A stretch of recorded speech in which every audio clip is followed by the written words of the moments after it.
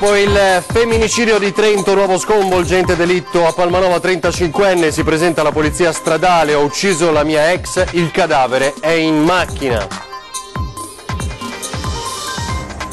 Caldo record in Veneto, colonnina di mercurio ben al di sopra della media, e domani, stando alle previsioni, le temperature percepite toccheranno i 40 gradi.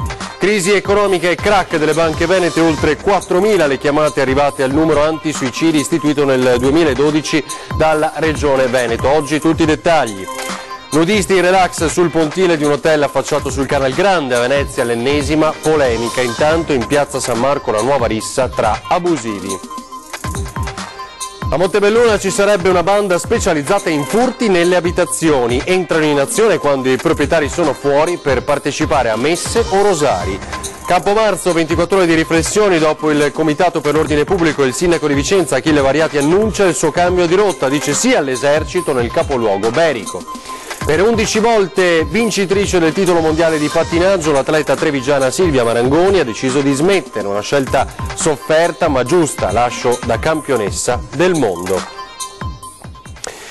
Buonasera, ben ritrovati con l'informazione di Antena 3, questo è il telegiornale del Veneto. Come avete sentito anche dai nostri titoli, il nord-est sconvolto da un nuovo femminicidio. Questa mattina si è presentato alla polizia stradale di Palmanova un 35enne annunciando di aver strangolato la fidanzata. Ha girato tutta la notte in auto con il corpo della 21enne Nadia Orlando, residente a Dignano. Poi questa mattina è andato a costituirsi. Tra poco il servizio dalla nostra redazione sarà pronto. Intanto vi raccontiamo che giornata è stata. Ve ne sarete accorti tutti sul fronte del caldo, perché le massime in Veneto sono arrivate in alcune località ai 36 gradi, ma la temperatura percepita, complice in pianura e nella zona litoranea l'umidità, sale tra i 40 e i 45 gradi. Sono questi i dati dell'Agenzia regionale per l'ambiente del Veneto, l'ARPAV, che per i prossimi giorni fino al fine settimana indica come dicevamo una temperatura in aumento a cominciare dai 40 gradi medi stimati per domani. Il cielo domani, a proposito, sarà in prevalenza sereno o poco nuvoloso, salve qualche modesta velatura, possibili annuvolamenti cumuliformi pomeridiani sui rilievi e la zona pedemontana. Questo per quanto riguarda le previsioni. Le massime di oggi nei capoluoghi di provincia sono state Vicenza e Treviso 33 gradi, Padova e Rovigo 32 gradi, Venezia e Verona 31 gradi, Belluno 28 gradi. Allora chiedo alla regia se è pronto il servizio e la cronaca dell'ultimo omicidio, purtroppo ancora una volta nel nostro nord-est, quel che è accaduto a Palmanova. Il cadavere della fidanzata 21enne sul sedile della sua Toyota Yaris. Si è costituito così alla polizia stradale di Palmanova dopo una notte passata a vagare al volante fra le statali del Friuli. Francesco Mazzega, 34enne di Spilimbergo, ha confessato agli inquirenti di aver strangolato la ragazza Nadia Orlando, residente a Dignano. Dopo il delitto, una notte vissuta in preda alla disperazione e ai sensi di colpa, con il corpo della giovane senza vita a fianco. Quindi alle 9:12 la scampanellata ai poliziotti, rimasti senza fiato alle sue prime parole. Secondo le prime informazioni, Mazzega era andato a prendere la ragazza a Dignano per poi uscire insieme in auto. Da qui si sono perse le tracce della coppia. I genitori di Nadia, preoccupati per la scomparsa della figlia, avevano sporto denuncia questa mattina. Francesco e Nadia lavoravano entrambi all'azienda Lima di San Daniele del Friuli, specializzata in protesi ortopediche. Entrambi erano in turno stamani, ma alle 9 non si sono presentati. Le indagini sono condotte da Polstrade e Squadra Mobile di Udine. Sul posto il PM Letizia Puppa, che nella tarda mattinata ha sentito lungamente l'omicida, ma anche il medico legale e la scientifica, che hanno esaminato il corpo e la vettura nel parcheggio della caserma. Sotto sequestro anche la casa del Mazzega a Spilimbergo, dove però i vicini escludono si possa essere consumato il delitto. Secondo quanto riferito da una parente della vittima, il padre della ragazza era preoccupato dall'atteggiamento possessivo e geloso del 34enne. Nadia, in evidente difficoltà nel rapportarsi con il compagno, lo avrebbe riferito al genitore solo poche settimane fa. Il rischio di una rottura del loro rapporto amoroso potrebbe essere quindi un possibile movente all'origine dell'atroce gesto. Così avete sentito la cronaca. E poi l'aspetto più drammatico e nascosto della crisi delle banche venete, quello delle persone che pensano di togliersi la vita. Sapete, in questi anni molti hanno già scelto questa via risolutiva, purtroppo. Questo aspetto è affrontato, dicevamo, quotidianamente dagli psicologi del servizio Inoltre della Regione. Il numero verde antisuicidi della Regione Veneto negli ultimi mesi è stato letteralmente preso d'assalto dai risparmiatori che hanno perso tutto nel crack di Veneto Banca e Popolare di Vicenza. Il servizio, attivo dal 2012, sta vivendo in questo periodo una nuova ondata di chiamate da parte di questa categoria di cittadini. Noi siamo sollecitati soprattutto da chi non ha avuto il coraggio né di dirlo in famiglia né tantomeno andare a cercare gli avvocati, per cui specialmente gli anziani, quelli che avevano messo via i risparmi per pensare alla fase finale della vita e si ritrovano senza un futuro sul quale avevano contato molto. Persone bisognose d'aiuto che non hanno il coraggio di chiedere per il senso di vergogna che le attanaglia. Il sentimento della vergogna è proprio quello che stiamo trovando. Allora un numero verde, un servizio in anonimato, nascosto, dove puoi telefonare anche di notte e raccontare, li aiuta poi a trovare anche una piccola soluzione, almeno per guardare avanti. Il servizio è disponibile 24 ore su 24 telefonando al numero 800 334 343. Sia la chiamata che i successivi interventi sono completamente gratuiti. Dal giugno 2012 il personale qualificato che lo gestisce ha ricevuto quasi 4.000 richieste d'aiuto. Oltre 500 persone sono state prese in carico con una serie di colloqui a domicilio. E se alcuni dati economici disegnano un Veneto in uscita dalla crisi, dal punto di vista di chi segue queste persone disperate la situazione non è cambiata di una virgola rispetto al 2012. L'emergenza dovuta alla crisi non è assolutamente finita. Noi ancora oggi siamo sollecitati e riceviamo richieste di aiuto da moltissime persone. Diciamo che è diminuita leggermente ma non è assolutamente cambiata, anzi la sofferenza c'è ancora tutta.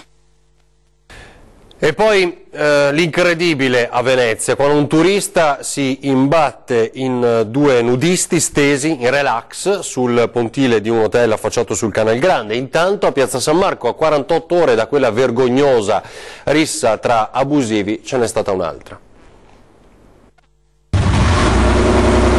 Il video pubblicato da Venezia Today è diventato virale in men che non si dica. 24 secondi netti ripresi da un trasportatore che ha immortalato due turisti completamente nudi, stesi in relax, sul pontile dell'hotel Westin Europa in Regina, affacciato sul Canal Grande. Segno inequivocabile che non c'è più limite né alla decenza né al rispetto nei confronti di una città che sta toccando le più alte vette del degrado. L'ennesimo episodio di inciviltà è stato registrato ieri sera e solo quando i due nudisti hanno capito che il trasportatore doveva attraccare proprio a quel pontile se ne sono andati. E così, dopo i tuffi, chi fa i propri bisogni direttamente in canale, chi amoreggia senza pudore alcuno en plein air, ora ci si mettono pure i nudisti ad allungare l'elenco delle immagini di cui Venezia farebbe volentieri a meno. Senza contare che ieri sera, a nemmeno 48 ore di distanza dalla rissa fra abusivi, sempre in piazza San Marco, fronte Basilica, per ragioni sconosciute sono venuti alle mani un'altra decina di venditori. Stavolta gli agenti della polizia locale sono riusciti a bloccare e a identificare 6 cingalesi, mentre gli altri contendenti sono fuggiti facendo perdere le loro tracce. A quanto si è appreso, la maxi rissa sarebbe stata ripresa dalle telecamere di videosorveglianza della piazza e ora le immagini sono al vaglio del nucleo di polizia giudiziaria della locale. Chi vuole dare un volto e un nome a tutti i responsabili dell'ennesimo episodio violento accaduto davanti agli occhi dei turisti. I 6 fermati sono stati denunciati all'autorità giudiziaria. Ora a Montebelluna, dove una giovane parrucchiera ci racconta di aver ritrovato una casa svaligiata. Non è tra l'altro la prima volta che avviene in famiglia e per di più avviene spesso quando sono fuori di casa per partecipare alla messa o al rosario, come negli ultimi giorni.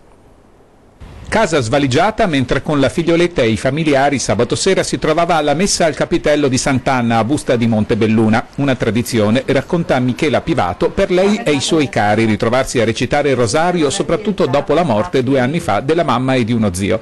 A rientro della messa io e la bimba siamo entrate e il tempo di realizzare 2 secondi da un mobile era uscita tutta la biancheria. Da lì la mia preoccupazione è stata di uscire, mandare fuori la bambina al sicuro. Il brutto che hanno un metal detector che controllano, trovano le cose, oppure sapevano che erano lì, perché la borsetta è uscita e l'oro lì. Sono andati a colpo sicuro, dice Michela. Il furto tra le 8 e le 10 di sera e il pensiero torna al 2015. 2 anni fa, circa, con la morte dello zio, e mia mamma 6 mesi prima erano venuti a colpo sicuro. Le 2 abitazioni erano vuote, mio papà era a Rosario, hanno fatto tutto quello che hanno voluto, indisturbati. Quel che più amareggia la giovane parrucchiera di Montebelluna è aver perso, oltre ai regali per il battesimo della figlia, i monili in oro della nonna e della mamma. I ricordi affettivi, le uniche cose che mi erano rimaste. Speriamo di recuperare qualcosa, però penso sia difficile. E sul fronte della sicurezza cambia idea adesso il primo cittadino di Vicenza, Achille Variati, dopo il vertice degli ultimi giorni e le aggressioni raccontate in queste settimane, così chiede l'intervento dell'esercito. Cambio di rotta. Il primo cittadino di Vicenza, Achille Variati, ci ripensa e punta ad ottenere per la sicurezza della sua città l'esercito. L'esercito, attraverso il programma Strade Sicure, rientra all'interno di una strategia di controllo del territorio. Allora voglio che anche Vicenza ci sia. Chiesto a gran voce dalle opposizioni fin dall'inizio, dopo i fatti di sangue che avevano riportato agli onori delle cronache Campomarzo, il sindaco lo riteneva uno strumento, l'esercito, non adatto, inefficace, ma si sa, le situazioni cambiano e le idee e opinioni con loro, e così la macchina operativa si è messa in moto affinché da Roma arrivi il via libera. Le risposte si hanno quando si presentano bene le carte, con un'istruttoria adeguata, mirata a ottenere il risultato, ed è quello che in queste ore si sta facendo. In attesa dell'esercito, il Comitato per l'Ordine Pubblico e la Sicurezza mette in campo più uomini in un rapporto di collaborazione stretta anche con la Polizia Municipale, che avrà compiti specifici. Dovrà intervenire in quelle che sono le sue competenze, ad esempio la lotta contro i bivacchi, contro l'uso inadeguato di alcol, i vetri, cioè tutte queste cose, vetri trasformati in armi. Ecco, su questo la polizia locale sarà molto impegnata. Tra i compiti anche quello delicato di aiuto alla Polizia di Stato nell'accompagnare ai CIE i cittadini stranieri espulsi. Intanto il caldo agosto sarà dedicato alla definizione di un nuovo patto per la sicurezza che mira per il futuro a vedere incrementare le risorse anche umane e ulteriori interventi, ma nel frattempo qui giriamo, facciamo un giro di vite per far capire a tutti, indipendentemente dai paesi d'origine, che Campomarzo non è una terra di nessuno, Campomarzo è un parco e si rispettano le regole. Si è alzato davvero di buon umore questa mattina il governatore del Veneto Luca Zaia, quando poi ha letto e appreso che il Partito Democratico si è schierato per il sì al referendum, e ora resterebbero davvero pochi nemici su questo fronte. Sentiamo Luca Zaia. Il governatore Luca Zaia saluta col sorriso la decisione del PD Veneto di sostenere il sì nel referendum per l'autonomia della regione. Hanno capito e interpreta che non si tratta di una battaglia di partito, ma di una battaglia di popolo. Questo non è il referendum dei partiti, della Lega, del Partito Democratico, dei 5 Stelle, di Forza Italia o di tutti quelli che vi vengono in mente, ma è il partito dei Veneti, delle Venete, dei nuovi Veneti, di coloro che hanno deciso di vivere qui. Per cui i partiti noi li rispettiamo, è bene averli a fianco, ma sicuramente non davanti a questo popolo che il 22 ottobre andrà a votare per l'autonomia del Veneto. Quanto al ricorso al TAR contro la consultazione, presentato da alcuni esponenti dello stesso Partito Democratico, Zaia fa spallucce. In Italia si è abituati a ricorrere contro la bocciatura del figlio a scuola, sorride, figuriamoci se qualcuno non lo avrebbe fatto contro l'autonomia. Noi siamo sempre rispettosi dei ricorsi, di tutte le attività che i cittadini fanno, e risponderemo punto su punto alle contestazioni che vengono fatte, in modo tale che il TAR possa esprimersi ovviamente in base anche alle nostre controdeduzioni. Riguardo alla trattativa sull'autonomia aperta tra governo ed Emilia Romagna, il governatore assicura di fare il tifo perché l'Emilia porti a casa il più possibile. Qualunque risultato otterranno, assicura, sarà la base minima da cui partiremo per le nostre richieste. Se però pensano di dimostrare in questo modo l'inutilità del referendum, non ci riusciranno. Non riusciranno a dimostrarla, visto e considerato che se dicono che è inutile, dicono che la Corte Costituzionale è inutile. Noi facciamo un referendum perché la Corte Costituzionale ha fatto una sentenza a nostro favore, dicendo che è giusto fare fare il referendum. Del resto sono passati 16 anni, non c'è una regione che è riuscita a contrattare neanche una delle 22 competenze che si possono avere. E allora vediamo sul fronte Partito Democratico con il segretario regionale Alessandro Bisato.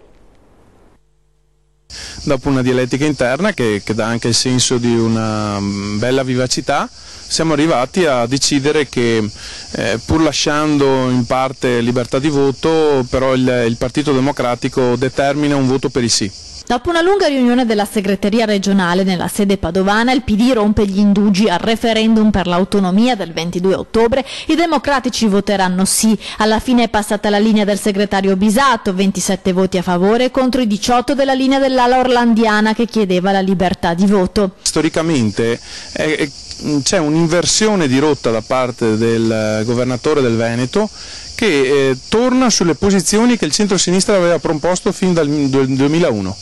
Quindi questo è significativo e forse non sta passando direttamente ai veneti, invece è bene che lo diciamo.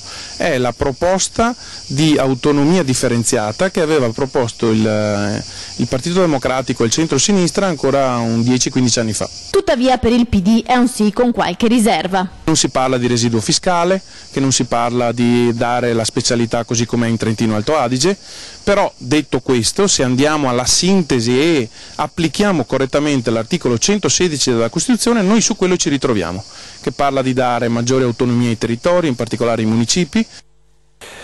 Ma nel Partito Democratico questa dialettica resta aperta perché molti erano i contrari, tra questi sapete l'ex candidato alla segreteria regionale Tonella e il consigliere regionale polesano Azzalin, che sentiamo.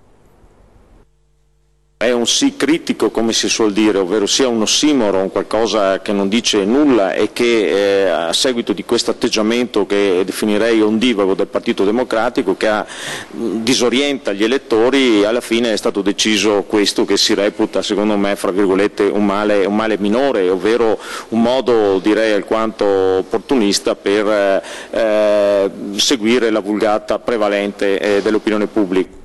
Allora, evidentemente una sovrapposizione interessante nella par condicio, diciamo, delle opinioni. Va bene, cercheremo di correggere il video che aveva qualche problema, ce ne scusiamo. Domani saranno 3 anni dalla tragedia del molinetto della Croda di Refrontolo, una storia che pare tutti vogliano dimenticare velocemente, almeno stando a quanto abbiamo visto oggi in paese lungo il torrente Lierza.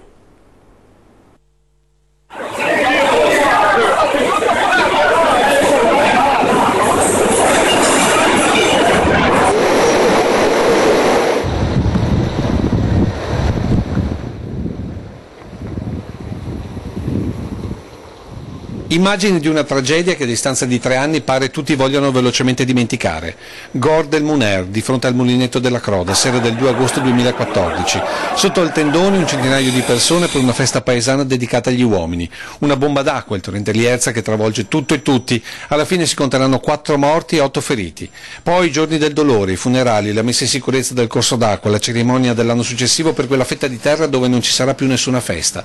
E poi più nulla, se non le conseguenze giudiziarie sulle responsabilità, lo sciopero della Proloco proclamato il 19 giugno che si concluderà sabato prossimo e che culminerà l'8 agosto con la marcia di protesta e la consegna al governatore del Veneto Luca Zaia di 10.000 firme per una legge che tuteli il volontariato. Ma anche la polemica tra Comune e la Proloco di Refrontolo per la mancata adesione dell'iniziativa da parte del sindaco Loredana Colodel, forse primo chiaro segnale di come si voglia dimenticare al più presto tutta la vicenda. Del resto i fatti parlano chiaro. A 3 anni da quel 2 agosto in paese non c'è un manifesto che ricordi le 4 vittime. Più in giù il mulinetto è chiuso per protesta, come cita il cartello bilingue, con il risultato che uno degli angoli più suggestivi della Marca è desolatamente vuoto. Chi ci arriva lo fa quasi in pellegrinaggio, come questo turista tedesco arrivato qui a piedi dalla Germania. Da Monaco? Da Monaco? Sì. Conosceva questo luogo, il mulinetto della Croda? Sì. Sì? Sa anche della storia della tragedia di Refrontolo? Sì. Intorno tutto è tornato come prima, anzi meglio di prima, e se non ci fosse questo cartello non si direbbe che qui la furia dell'acqua ha travolto tutto e tutti, e che tutti vogliano voltare pagina definitivamente lo si nota nel Parco della Memoria, in quelle panchine scrostate e nell'albero caduto e dimenticato lì, come la storia di una festa d'agosto finita in tragedia. Intanto continua a far discutere a Padova lo stipendio del portavoce del neo sindaco Sergio Giordani. Come sapete, ovviamente meta di attacchi da parte dell'opposizione, che ha messo tra gli ordini del giorno anche questo tema nel prossimo Consiglio Comunale, uno stipendio da portavoce che è pari praticamente a quello del sindaco. Siamo rimasti un po' sorpresi del fatto che Padova debba pagare ai cittadini padovani un compenso pari quasi a quello del sindaco, insomma, per cui ci è sembrato eccessivo. Pari a quello del sindaco? Quasi, perché se poi andate a vedere il lordo col netto vi rendete conto che insomma le cifre sono veramente molto alte, sono imbarazzanti. Il primato di una città in cui il portavoce guadagna quanto il sindaco non poteva passare inosservato. Sullo stipendio di Massimo Bettin, 83.000 euro lordi l'anno, la polemica è aperta. Le opposizioni ricordano come Bitonci si fosse ridotto lo stipendio del 10%, dai 6.903 euro lordi al mese a 6.212. Il portavoce di Giordani ne guadagnerà 6.653, 400 in più dell'ex sindaco. Non è possibile che un portavoce guadagni più di un assessore, considerando le responsabilità e il lavoro. Se vi ricordate, quando facevo l'assessore io, che lavoravo giorno e notte, le cifre nette poi erano di 2.400 euro, dove c'erano però tutte le spese che noi avevamo, che sostenevamo, ci pagavamo la nostra auto, la nostra benzina, la trasferta, cioè ci pagavamo tutto. La questione sarà anche all'ordine del giorno del prossimo Consiglio Comunale, dove le minoranze chiederanno chiarimenti al sindaco per una vicenda che ha creato più di un mal di pancia nella stessa maggioranza. Secondo Alain Luciani, quella di Palazzo Moroni è una scelta inopportuna anche e soprattutto alla luce del periodo che stiamo vivendo. Io quotidianamente, anche in questi giorni che non vado in ferie, sto ricevendo molti cittadini e la preoccupazione maggiore, il problema maggiore è proprio il reddito. Oggi ci sono persone, oggi ho visto un magazziniere ad esempio che mi mostrava come con la sua busta paga 40 ore settimanali con le straordinarie non arriva neanche a 800 euro, per cui secondo me questa l'analisi è la cosa più importante, cioè bisognerebbe farsi un attimino un esame di coscienza. Allora, proprio a Padova 11 T-Red pronti a entrare in funzione sono stati bloccati perché non sarebbero conformi con le norme volute dal Ministero. Automobilisti ovviamente pronti a festeggiare. E ha paura dei T-Red? Ho l'angoscia più che la paura, ho l'angoscia nel senso che sai che se sbagli, hai freddo eccetera rischi di beccarti una bastonata, inteso in quel senso, capito? L'ha mai presa? No, per ora no, un qualche multa nova sì, però purtroppo. A Padova però, almeno per una volta, ad essere in contravvenzione sono proprio loro, i famigerati T-Red, 11 degli apparecchi che implacabili fotografano e nel caso sanzionano i passaggi delle automobili ai semafori saranno rimossi. I T-Red erano già al loro posto, ma la collocazione per il Ministero dei Trasporti non era corretta. Tra le altre cose, secondo un decreto ministeriale, non vanno bene neanche i display con il conto alla rovescia e così il Comune si trova costretto a smontare i contasecondi ai semafori. Questo è un peccato perché giustamente sarebbe stato utile, però... Hai preso una multa? Sì, ne ho prese tante. Ormai... Col T-Red? No, col T-Red no, per fortuna. Il semaforo cerco sempre di rispettarlo e poi qualche volta insomma ci può sbagliare. Ne ho preso uno in Corso Australia per 2 chilometri in più di velocità, insomma. Vabbè, succede anche questo. Se sempre là sul chi va là se può essere... Se sta per scattare il rosso. No? Esatto, se sta saltando il rosso un po', gli dirò, io adesso vado via sempre in scooter, però anche queste giornate qua di caldo, insomma, sei sempre sul chi va là, dici ma aspetta che mi fermo subito all'arancio che non si sa mai che questo rosso scatti subito. Diciamo che cerco sempre di fare attenzione, però se mi capita di, come posso dire, di essere beccato, ahimè, è giusto che sia così, almeno una tutela per noi stessi, no, alla guida. Qui non dice che per fare cassa, come sostiene qualcuno? Può anche essere per fare cassa, però tutto sommato credo che sia intanto, come posso dire, principale la sicurezza proprio di noi cittadini, ne succedono di tutti i colori. I T-Red rimossi non scompariranno, saranno semplicemente riposizionati. La corretta collocazione deve essere in corrispondenza di semafori pedonali e in strade con una sola corsia per senso di marcia. Un lupo in Cansiglio, sembrava impossibile ma poi spunta questo video. Arriva con fare circospetto, sembra guardare proprio l'obiettivo della fototrappola, poi annusa le siepi e si allontana. Non credevano ai loro occhi i volontari dell'Associazione Naturalisti di Sacile quando hanno scaricato queste immagini che poi Alfredo Marsone ha fatto avere alla nostra redazione. Un lupo in Cansiglio, tra le province di Treviso e Pordenone. L'intento era quello di riprendere cervi e daini. Eccoli i cuccioli mentre fanno il bagno nella pozza d'acqua, i cervi mentre brucano tranquillamente. Poi i primi avvistamenti di volpi, molte, e la strage di pecore in un agriturismo. Non poteva essere l'opera di Volpi e così è nato il sospetto, sino a questo video che pare impossibile immortalasse il lupo in Cansiglio. Esperti però confermerebbero il profilo del predatore. Prima di diffondere questi frame, infatti, Marson voleva essere certo, impossibile sapere se sia ancora lì, ma potrebbero essercene altri. 11 volte campionessa mondiale di pattinaggio, la trevigiana Silvia Marangoni ha deciso di ritirarsi, ma non abbandona il mondo dello sport. Cos'è il pattinaggio per Silvia Marangoni? La mia vita. 27 anni di carriera, 14 mondiali, 11 medaglie d'oro e 3 secondi posti. Con questo palmarès Silvia Marangoni, pluricampionessa del mondo di pattinaggio, ha deciso di lasciare, una scelta sofferta ma fatta, spiega, con il cuore e soprattutto con la testa. Come appunto diceva Carl Lewis, ci si allena solo in un modo, quello giusto, si vince solo in un modo, quello giusto, e ci si ritira anche nel modo giusto, ovvero all'apice della carriera. Lascio da campionessa del mondo. Una vita dedicata ai pattini con momenti di grande gioia e altri più difficili. Se si affronta il tutto con grande grinta, grande positività, si impara anche dagli errori e dai momenti di sconforto. Come quando nel 2013 a causa di un'ernia cervicale ha rischiato la paralisi. In ospedale la prima cosa che Silvia chiese ai medici è se avesse potuto pattinare. Poi la convalescenza e un mondiale preparato in soli 3 mesi con una medaglia d'argento che le ha lasciato l'amaro in bocca.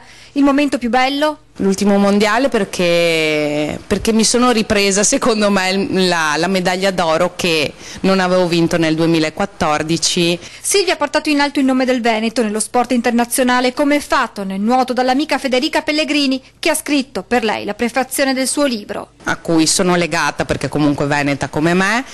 E mi ha fatto questo grandissimo regalo, una prefazione bellissima. Il suo non è un vero e proprio addio al mondo del pattinaggio. Silvia Marangoni è stata da poco nominata tecnico federale e coordinatrice della commissione della specialità del pattino in linea. Inoltre continuerà ad allenare i campioni del futuro. La campionessa si emoziona poi quando le si chiede cosa si aspetta dal punto di vista della vita privata. Spero in un futuro della mia famiglia, insomma, in un allargarsi della mia famiglia. Tanti auguri dunque a Silvia. Resta il tempo di ricordarvi l'ospite di questa sera, una puntata speciale di 20:10 con il presidente dell'autorità portuale di Venezia, Pino Musolino. È tutto per questa edizione del telegiornale del Veneto, adesso le previsioni meteo per le prossime ore. Grazie, buona serata.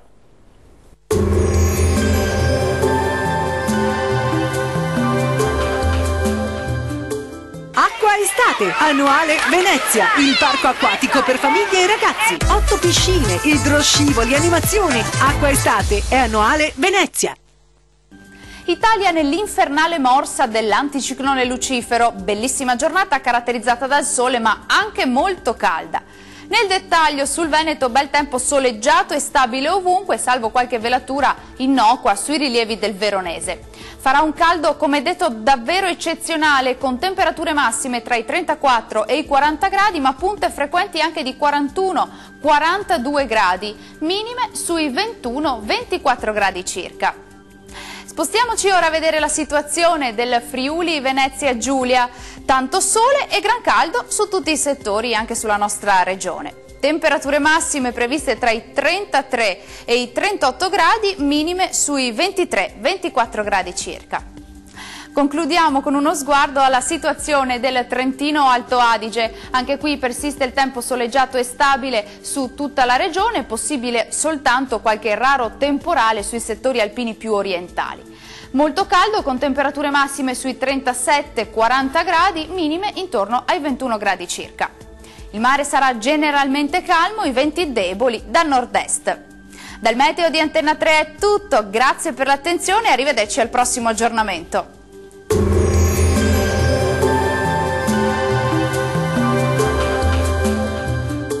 Acqua Estate, annuale Venezia, il parco acquatico per famiglie e ragazzi. 8 piscine, idroscivoli, animazioni. Acqua Estate è annuale Venezia.